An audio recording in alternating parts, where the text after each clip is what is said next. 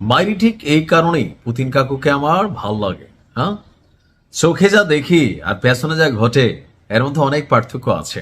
কথা বলছি, যেই ইরান রাশিয়ার জন্য সারা পৃথিবীর কাছে শত্রু হয়ে গেল, যে ইরান রাশিয়াকে তেল কম ভাজা মচমচা ড্রোন দিয়া এই যুদ্ধটার সমীকরণ পাল্টাই দিল, যে ইরান আজকের দিনে রাশিয়াকে পশ্চিমাদের সামনে মাথা উঁচু করে দাঁড়ানোর সুযোগ দিল, পুতিনকে ঝুক্যাঙ্গা নেহি সালা স্টাইলে থাকার সুযোগ দিল, তো ইরানের জন্য পুতিন কাকু আসলে কি করতেছেন? আমার মনে, আমার আগের ভিডিওগুলো তো আপনি এই প্রশ্নগুলো দেখছেন, আমি নিজেই প্রশ্ন করছি যে রাশা কেন চুপ, কিন্তু চাঞ্চল্যকর তথ্য প্রতিবেদন বলছে ভিন্ন কথা।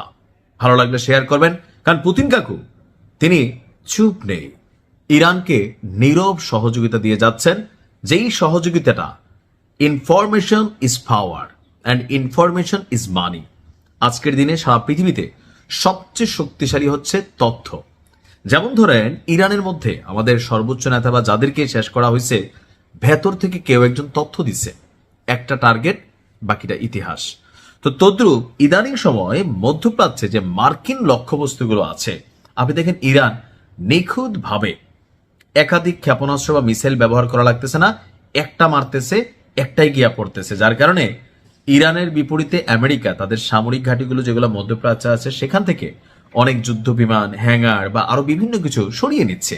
প্রশ্ন হচ্ছে যে ইরান এতটা নিখুঁতভাবে কিভাবে টার্গেটে পৌঁছাচ্ছে? আসুন, মধ্যপ্রাচ্যে মার্কিন লক্ষ্যবস্তুকে জয় বাংলা করতে ইরানকে গোয়েন্দা তথ্য দিয়ে সহায়তা করছে রাশিয়া, আর এই দাবি হচ্ছে যুক্তরাষ্ট্রের প্রভাবশালী সংবাদ মাধ্যম ওয়াশিংটন পোস্ট। সংশ্লিষ্ট ৩ জন কর্মকর্তার বরাত দিয়ে প্রকাশিত এক প্রতিবেদনে এই তথ্য জানানো হয়েছে। প্রতিবেদন অনুযায়ী মধ্যপ্রাচ্যে মার্কিন যুদ্ধজাহাজ এবং সামরিক বিমানের সর্বশেষ অবস্থান সংক্রান্ত তথ্য ইরানকে সরবরাহ করেছে পুতিন কাকু। এর মাধ্যমে সম্ভাব্য মার্কিন লক্ষ্যবস্তুকে শনাক্ত করে তেহরান যেন জয় বাংলা করে দিতে পারে, সেই কাজটাই রাশিয়া সহযোগিতা করেছে। তবে সহায়তার পরিমাণ, কোথায় কতটা অভিযান হয়েছে, সেক্ষেত্রে কতটুকু, এ বিষয়ে স্পষ্ট কোনো তথ্য দিতে পারেনি ওয়াশিংটন পোস্ট।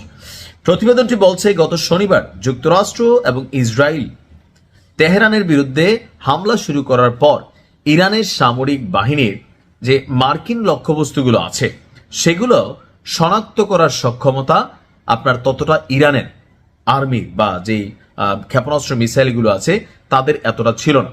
তবে রাশিয়া তলে তলে ইরানকে এই সাপোর্ট দিয়ে এই অভিযানগুলোকে সাফল্যমণ্ডিত করতে সহায়তা করেছে।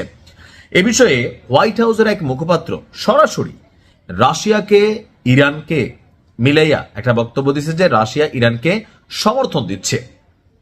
অন্যদিকে ওয়াশিংটনের রুশ দূতাবাস এবং নিউ ইয়র্কে জাতিসংঘে রাশিয়ার স্থায়ী মিশনের পক্ষ থেকেও কোন রকম প্রতিক্রিয়া দেওয়া হয়নি, অর্থাৎ ঘটনা সামনে আসলেও বলা হয়নি। এখন বক্তব্য হচ্ছে রাশিয়া কি এটা স্বীকারোক্তি দিবে?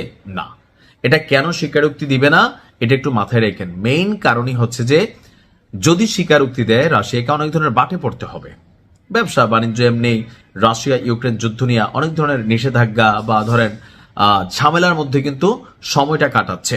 তো এই মুহূর্তে আইসা ইরানের পক্ষে প্রকাশ্যে অবস্থান নিলে রাশিয়াকেও আপনার নানান ধরনের নিষেধাজ্ঞা অথবা পশ্চিমা শক্তিগুলোর মুখোমুখি হতে হবে।